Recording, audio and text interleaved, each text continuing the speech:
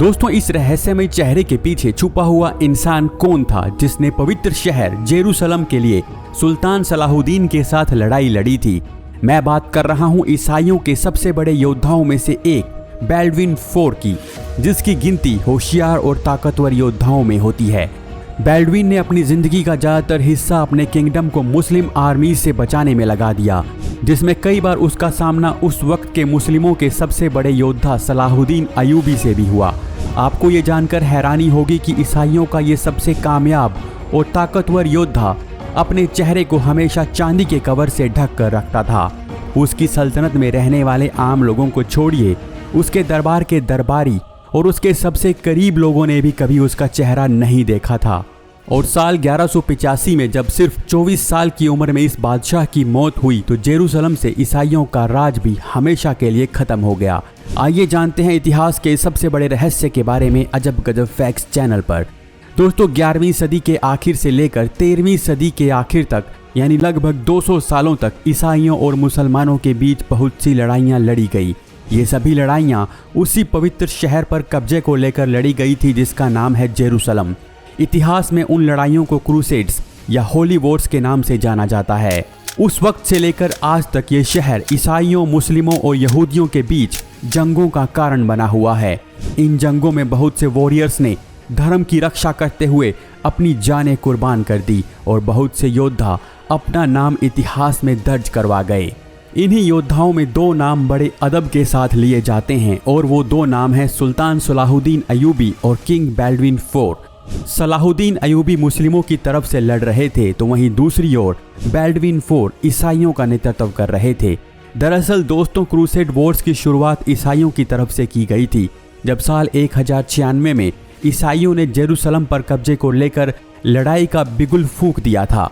इस पहली लड़ाई को इतिहास में फर्स्ट क्रूसेड कहा जाता है और इस लड़ाई में ईसाइयों की आर्मी की जीत हुई थी, जिसके बाद जेरूसलम पर ईसाइयों का कब्जा हो गया था।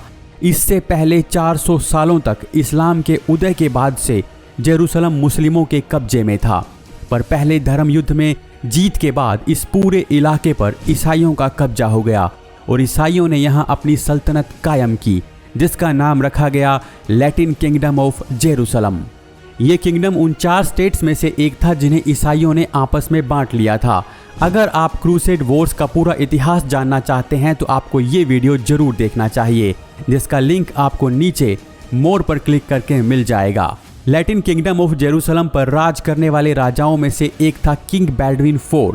बाल्डविन IV का जन्म जेरूसलम पर ईसाइयों के कब्जे के 60 साल बाद 1161 में हुआ था।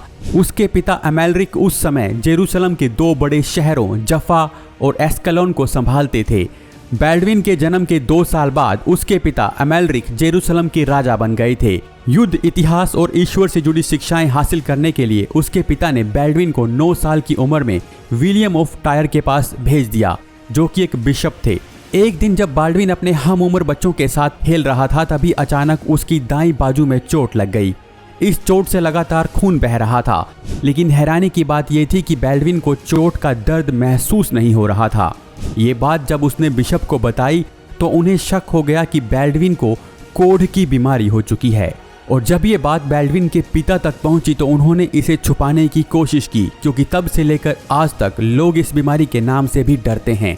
लोग इस बीमारी का शिकार होने वाले इंसान को बहुत बुरा समझते हैं, यानी ये समझा जाता है कि इस इंसान ने कुछ ना कुछ बहुत गलत किया होगा जिसकी वजह से भगवान ने इसे इस तरह की ये बीमारी दी है। लेकिन बाल्डविन अपनी सल्तनत का वारिस था और एक पिता के लिए उसका बच्चा सबसे अजीज ही होता है। इसीलिए उसके पिता ने दूर दूर से वैद्य और हकीमों को बुलाया, लेकिन सब कुछ करने के बाद भी कोई फायदा नहीं हुआ। बाल्डविन कोई आम इंसान होता तो शायद उसे जंगलों में छोड़ दिया जाता या फिर अकेले में कहीं सड़ने दिया जाता, लेकिन वो उस सल्तनत का वारिस था। जब तक उसके पिता जिंदा थे उसे कोई परेशानी नहीं हुई, लेकिन साल 1174 में उसके पिता की मृत्यु हो गई। उस वक्त बाल्डविन की उम्र महज 13 साल थी, पर अब बाल्डविन को ही सत्ता पर बैठना था और 13 साल की उम्र में ही उसने जेरूसलम को संभालना शुरू कर दिया। राजा बनते ही बाल्डविन के सामने बहुत सी चुनौतियां थी। उसके पिता किंग अमेलरिक की मौत इजिप्ट पर हमला करने के एक अभियान के दौरान हुई थी, क्योंकि इजिप्ट टैक्सेस नहीं दे रहा था और मुस्लिमों की बढ़ती ताकत को कम करने के लिए किंग एमेलरिक ने इजिप्ट पर हमला कर दिया था। बाइजेंटाइन्स की मदद मिलने के बाद भी एमेलरिक ये लड़ाई हार गए और लड़ते लड़ते मारे गए, जिससे मुस्लिमों को एक मौका मिल गया क्योंकि उन्हें लगने लगा कि जेरूसलम अब सबसे कमजोर स्थिति में है। जब तक बैल्डविन 15 साल का नहीं हुआ था तब तक ट्रिपोली के रेमंड III ने जेरूसलम को एक संरक्षक के रूप में संभाला। साल 1176 में बैल्डविन ने कंट्रोल अपने हाथों में ले लिया और एक अच्छे लीडर की तरह राज करना शुरू किया। बैल्डविन को पता था कि उस बीमारी की वजह से उसकी कोई संतान नहीं होगी जो उसके राज को संभालेगी, इसलिए उसने अपनी बहन सिबिला की शादी इटली के बड़े परिवार में करवा दी ताकि उसकी संतान उसके बाद राज को संभाल सके। लेकिन सिबिला जल्दी ही विधवा हो गई, पर उसकी कोख में एक बच्चा पल रहा था और आगे जाकर उसने एक लड़के को जन्म दिया। दूसरी तरफ इजिप्ट का सुल्तान सलाहुद्दीन पूरे मुस्लिम वर्ल्ड को एक साथ लाने में लगा हुआ था। उसने ईसाइयों के खिलाफ जिहाद छेड़ दिया और खुद को इस जिहाद का लीडर घोषित कर दिया। बैल्डविन के राजा बनने के एक साल बाद 1177 में ही सलाहुद्दीन ने अस्कैलन को अपने कब्जे में ले लिया। बैल्डविन इस शहर को बचाने के लिए आगे बढ़ा, पर वो इसके अंदर ही फंस गया। सलाहुद्दीन की आर्मी ने सोचा कि बैल्डविन अंदर ही फंसा है, लेकिन बैल्डविन ने बड़ी ही चालाकी से वहां से निकलकर सलाहुद्दीन की आर्मी पर अटैक कर दिया। इस तरह इस लड़ाई में उसने सलाहुद्दीन की आर्मी को हरा दिया। सिर्फ 16 साल का बैल्डविन एक बड़ी बीमारी से भी जंग लड़ रहा था, जिसकी वजह से उसके दाएं हाथ ने काम करना बिल्कुल बंद कर दिया था, पर उसने अपना हौसला नहीं छोड़ा और सिर्फ एक हाथ में तलवार पकड़कर खुद जंग में आगे रहकर अपनी सेना का मनोबल बढ़ाया।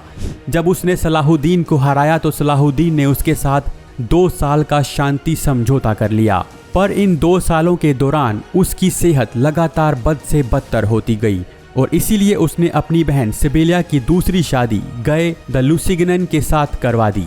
इधर 2 साल का शांति समझौता खत्म हो चुका था और सलाहुद्दीन ने 1183 में एलेप्पो पर हमला करके उसे अपने कब्जे में ले लिया। सलाहुद्दीन के लिए अब जेरूसलम को जीतना आसान था और मुस्लिमों का बरसों पुराना सपना अब पूरा होने वाला था। उसने मुस्लिमों को भी एकजुट करने में सफलता हासिल कर ली थी। बैल्डविन अब बहुत कमजोर हो चुका था, पर उसने वो सब कुछ किया जो एक बादशाह अपनी हुकूमत को बचाने के लिए कर सकता था। उसने अपनी बहन के पति को राज्य का संरक्षक बना दिया, लेकिन सिबिला का पति जेरूसलम को अच्छे से नहीं संभाल पा रहा था और वो बैल्डविन की भी नहीं सुन रहा था। इसलिए बैल्डविन ने सिबिला के बेटे को बैल्डविन V बनाकर राजा बना दिया और रेमंड III को उसका संरक्षक। धीरे धीरे बैल्डविन की सेहत का हाल बहुत ज़्यादा खराब हो गया। उसकी आंखों की रोशनी भी कम हो गई। अपने राज्य को बचाने की कोशिश करते करते आखिरकार महज 24 साल की उम्र में साल 1185 में उसकी मौत हो गई। लेकिन जेरूसलम की जंग अभी खत्म नहीं हुई थी। बैल्डविन IV का भतीजा बैल्डविन V 8 साल की उम्र में राजा बन चुका था। रेमंड III ने अगले 4 सालों तक सलाहुद्दीन के साथ शांति समझौता कर लिया था, लेकिन 1 साल बाद ही बैल्डविन V की मृत्यु हो गई। अब जेरूसलम का पूरा दारोमदार बैल्डविन IV की बहन सिबिला पर आ गया था। बेटे की मौत के बाद वो रानी बन गई और उसने अपने पति गय को तलाक दे दिया। हालांकि बाद में उसने फिर से गय से शादी कर ली। इस तरह गय अब जेरूसलम का राजा बन चुका था। सलाहुद्दीन के लिए अब जेरूसलम को जीतना आसान था। उसने बैटल ऑफ हैटिन में गय को हरा दिया और साल 1187 में उसने आखिरकार जेरूसलम को जीत लिया। और अब आपको बता दें कि बैल्डविन की बीमारी ही वो वजह थी जिस कारण वो अपने चेहरे को हमेशा ढक कर रखता था, क्योंकि बीमारी की वजह से उसका चेहरा बिगड़ गया था और उसे डर था कि कहीं उसकी प्रजा उसके इस चेहरे को देखकर उस पर भरोसा करना ना छोड़ दे। इसीलिए वो हमेशा चांदी के कवच से चेहरे को ढक कर रखता था। यहाँ पर हमने देखा कि बैल्डविन IV ने इतनी बड़ी बीमारी के बावजूद भी हार नहीं मानी और हमेशा अपने दुश्मनों को शिकस्त दी। उसी तरह सलाहुद्दीन ने भी जब जेरूसलम पर कब्जा किया तो पहले उसने सोचा कि क्यों ना सभी ईसाइयों को उसी तरह मौत के घाट उतार दिया जाए जैसा ईसाइयों ने पहले क्रूसेड के बाद किया था, पर उसने ऐसा नहीं किया और ईसाइयों को वहां से जाने दिया। अगर आप जानना चाहते हैं कि कैसे ईसाइयों ने जेरूसलम पर कब्जा करके कत्लेआम मचाया था, तो आपको ये वीडियो जरूर देखना चाहिए।